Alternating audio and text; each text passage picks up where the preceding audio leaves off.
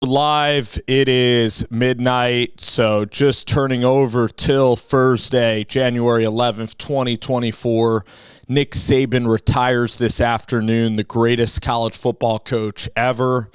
And now Bear Bryant and Nick Saban, alone are going to be the two greats in college football. And now, Alabama's entering into a new, a conference that's going to look very different, an SEC that's going to look very different. But the breaking news now is that Dan Lanning is currently in Alabama, in Tuscaloosa. He took a flight out there, and this thing is just about over. I think Dan knew about this for several days. I think that we can go back to like early last week with Saban, and after the Fiesta Bowl, Dan Lanning said his piece that he was very committed to Oregon, but obviously he did not foresee, Alabama losing to Michigan. And then after the Michigan game, then Nick Saban said that he wanted to retire. And then Dan Lanning, Jim Tressel and P.J. Fleck both said this when they were coaches. They said, quote, when you're at a place, treat the place like you're never going to leave the place. And that's what Dan Lanning did for Oregon. It was only 2 years. It's tough for Oregon, but, the Oregon job is just not on pace with the Alabama job because Bama has all the resources there. They just have more of a recruiting base, and they have just as much money to pay the $20 million buyout to the University of Oregon, and the recruiting is just too tough for Dan Lanning. And then it wasn't just his decision, but also Tosh Lupoi worked at Alabama under Nick Saban for a really long time. Running backs coach Carlos Lachlan is from the South. Marshall Malkow, who's pretty much the president of football operations, is from Augusta, Georgia. Really missed his family. Wilson Love, the strength coach, is an Alabama native who cut his teeth at Alabama as well. So there just wasn't a lot of staff that was out based in the Pacific Northwest. I mean, I think Junior Adams might be a Pacific guy. I know Tosh Lupoi was California, but he goes all over the place. When we look at the entire staff, Chris Hampton is a Southern guy. Most of the staff is completely, based in the South. And also for Dan's family, the commute from Kansas City to go watch his son, to go watch Dan Lanning play at Eugene, it just was a real hike for the entire family. And both him and his wife's family are from the state of Missouri. And just the travel of getting from Missouri to Alabama is significant. I think it's a 2-hour less of a plane flight. So I know that he said he wanted his family to be, based in one place. But really, Dan Lanning, where he lived, he grew up on a farm in rural Missouri. It's more based, it makes more sense. It's kind of more related to a Tuscaloosa lifestyle. Him and his family have also spent a lot more time in the South than the Pacific Northwest. I mean, they were in Memphis for a very long time. They were in the state of Texas at Sam Houston State. And then he was at Georgia for 3 years, loved it in Athens, and then loved Tuscaloosa. I think that Lanning was getting used to the Pacific Northwest. I think he liked the outdoor lifestyle. But in terms, Oregon fans are really, really good fans. But guys, you look at, when you're just thinking about this, you look at the travel that you're going to have to take place in the Big Ten, and it's not going to be fun. You're going to have to fly out to Rutgers. You're going to have to fly out to Nebraska. You're going to have to fly out to Michigan State. The flights are horrible. And I really think if Oregon was in a healthy Pac-12, I know that we could say, Oregon, join the Big Ten, and if they were in the Pac-12, it would have been bad either way. And it's possible because Alabama's probably the best job in college football. I mean, Bear Bryant was there and Nick Saban is there. You have all the resources there. Nick Saban won so many titles there. I mean, every football player that enrolled at Alabama since 2008 and graduated 4 years later as a senior has a ring.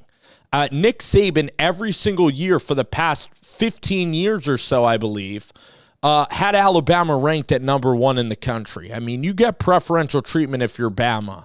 I know Mario Cristobal went home to Miami.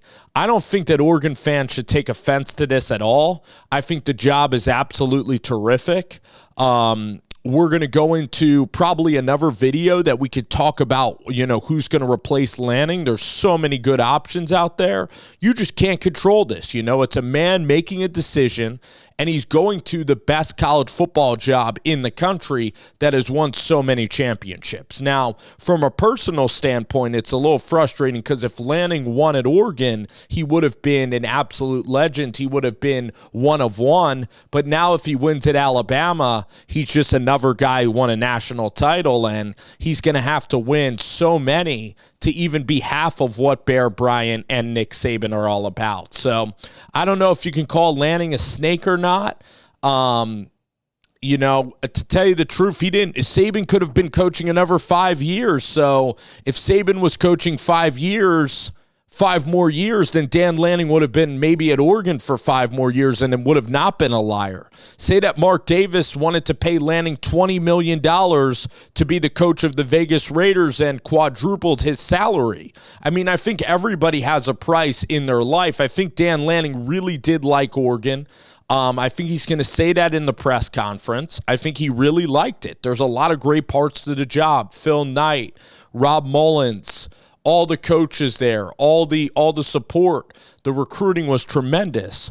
But Lanning, you look at this entire class, and other than Mateo, Ugalangalale, all of the line of scrimmage guys are all based in California, or the line of scrimmage, play out west is just not the same as it is in Alabama. It's not the same as it is in Texas. It's just not. The recruiting in Alabama is perfect, and in Eugene, it's just it's tougher. It takes an arm and a leg to make it all happen. And I think that Malcow wanted to move back. I think Wilson Love wanted to move back. I think the family could have been interested.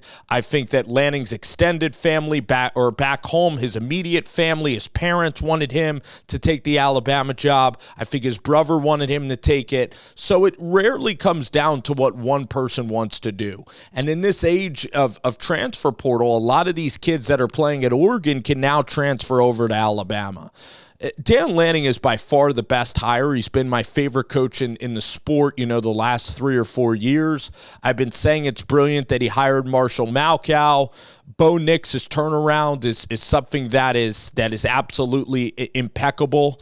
The fact that Dan Lanning lost his offensive coordinator in Kenny Dillingham and hired an assistant offensive coordinator at Conference USA and Will Stein, that absolutely nobody would have had him in their top 1,000 choices to be the Oregon offensive coordinator, and yet the offense was just as creative and just as fantastic with Will Stein.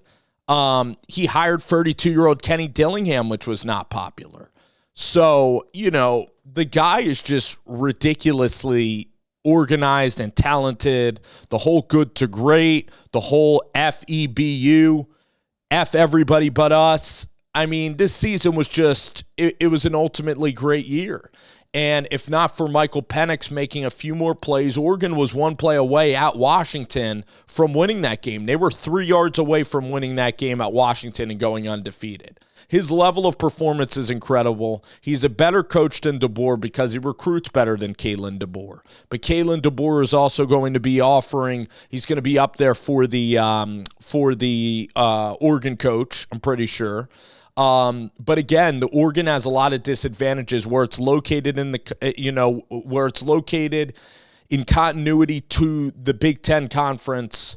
It is just, it's far away from Indianapolis. where Alabama is right in the heart of its conference, and the plane rides are going to be terrible. And I don't think anybody wanted – college football coaching's hard enough, but when all your games are all 3.5-hour, 4-hour flights, I mean, to me, that would be horrible. It just wouldn't be very good. And if you're Dan Lanning, when else are you going to get an opportunity like this? I mean, your team just won the Fiesta Bowl. Your team finished top 5 in the country. At Oregon, you broke your back to be recruiting at a top 5 level.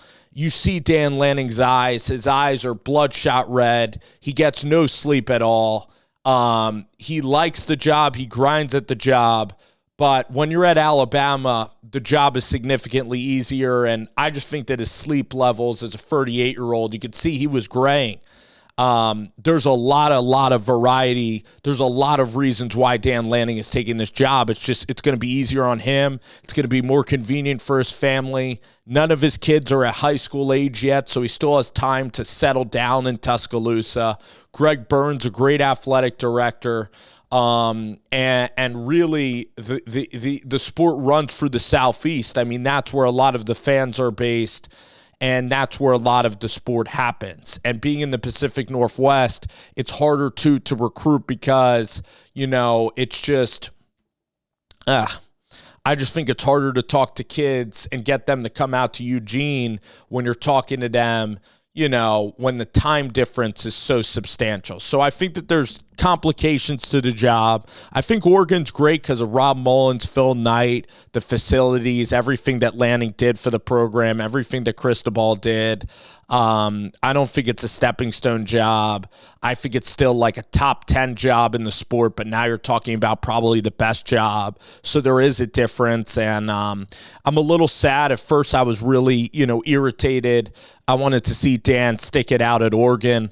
Either decision I completely get. I mean, if he was going to Auburn or Texas A&M, like that would have been different, but you're literally replacing Nick Saban at Alabama. You're going to the most prestigious college football program in all of history.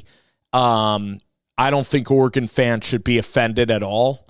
I don't know if they're going to be appreciative for the 24 months, but this is just a guy that's just balling out right now and taking advantage of the opportunity. And I think that a lot of people in his shoes would have done the same thing. So I pointed out a lot of reasons why, Dan's going there. I think he's a better coach than DeBoer because he's 38. He's younger. He's the best recruiter in the country. He's probably the best offensive mind in the country. His offensive coordinator hires are tremendous. He's on the cutting edge. He uses analytics in games. The team this year at Oregon, I'm telling you guys, at every single game, their performance did not drop off. It didn't matter if they were playing Hawaii. Didn't matter if they were going to Arizona State or Stanford. They would win, or Liberty.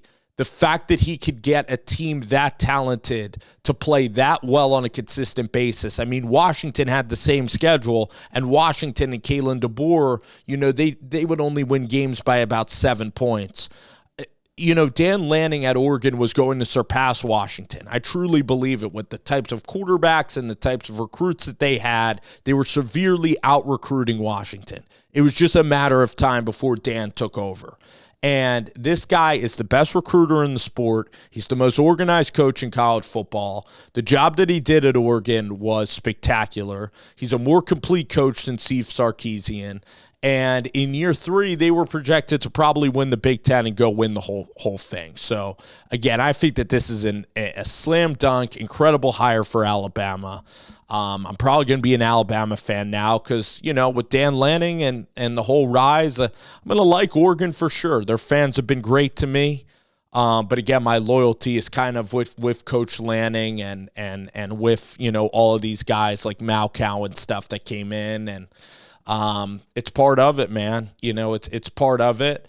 Are you loyal? And I'm loyal to Coach Lanning and the impact that he's made just on my life in terms of motivating, and I just think that he's great. And I've just enjoyed the way that he's run the Oregon program. I don't know if I'm going to enjoy everything about Alabama. I likely am, but hope he continues kind of the same trajectory in his career. happy for him, but also bittersweet, obviously, and I think he would tell you the same thing.